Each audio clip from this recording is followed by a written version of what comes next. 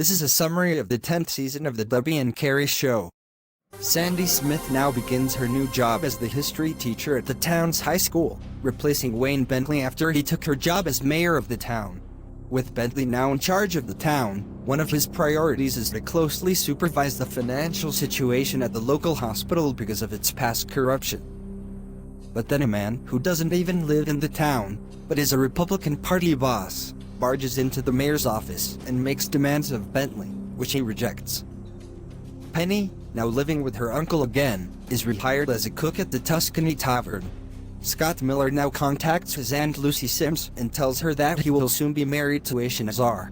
The wedding will be at First Unitarian Universalist Church of Los Angeles, but will involve an Islamic imam. Lucy accepts the invitation to the wedding. Lucy takes with her Vicky Sims. Also arriving at Los Angeles for the wedding is Daniel Gordon, father of Lucy and grandfather of Scott. Victoria, Scott's mother, was not invited to the wedding. After coming to LA, Vicky Sims is contacted by Vicky Jones, who then makes Lucy Sims an offer. The actress that normally plays Lucy Conrad in the Blazing Beauty show, Jennifer Gaines, was badly injured in a car accident and is laid up in hospital, forcing production to halt on the show. Because Lucy Sims resembles Jennifer Gaines, she is asked to replace the actress that is her doppelganger so production can continue for at least one episode. Lucy accepts the offer and appears in the episode, titled Lucy Conrad's Terrible Date. The day of Scott and Aisha's wedding arrives, and Lucy meets the Muslim imam who will conduct the ceremony. Scott and Aisha exchange their wedding vows, and then Scott must confront his mother Victoria, who decided to crash the wedding.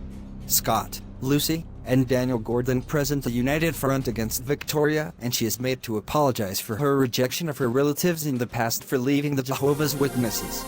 Rush Scumbaugh accuses public schools of teaching critical race theory. One of Scumbaugh's fans is Lee Lord, who happens to be the superintendent of the school district that includes the high school of the town. His daughter, Samantha, attends the high school and is one of Sandy's students. She tells her father about Sandy. Lee Lord ruthlessly takes advantage of his position to force Principal Hernandez to fire Sandy Smith. Wayne Bentley then proposes that the high school be removed from the control of the school district and instead be controlled directly by the town's government so that Sandy can be rehired and Lee Lord cannot threaten anyone else's job at the high school. Mr. Hernandez agrees to this deal.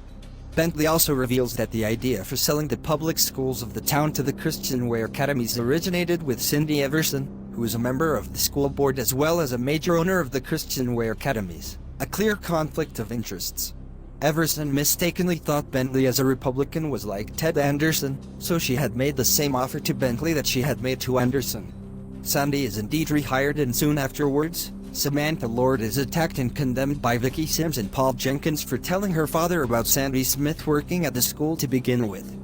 Damien Chow has a girlfriend, Dr. Ferris, who specializes in heart conditions and lives in Arlington, Texas, but he persuades her to move to the town and work at the hospital there.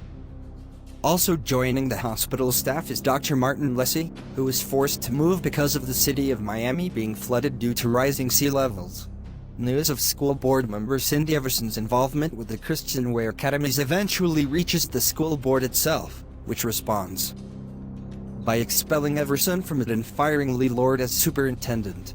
Wayne Bentley has already resigned as mayor of the town, and in exchange, the school board has Bentley replace Mr. Hernandez as principal of the high school, while Hernandez is in turn promoted to replace Lee Lord.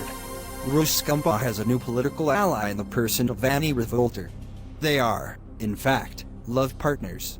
After learning that Sandy Smith is running for mayor again, Lee Lord runs against her, and makes an issue of her killing Diana Kelly 2 years earlier. This is because Lord is not acting on his own, but his campaign is being supported by Ted Wilson and Ted's wife Rebecca. Chantal Jefferson suffers a heart attack and then dies at the Smith-Wilson mansion.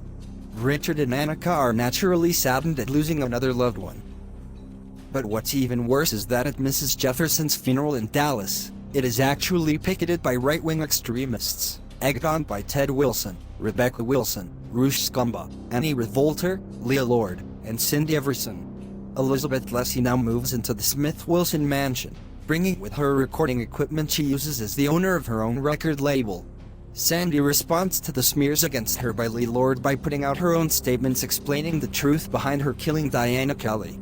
Encouraged by Bella Sterling, Rose Dawson finally reconciles with her mother, Nadine, and agrees to give up her lifestyle of prostitution and move in with her mother and sister Hermine. Rose later becomes a waitress at the Tuscany Tavern. Samantha Lord has lost faith in her father and demands that he let her live with her mother in Illinois, and he reluctantly agrees.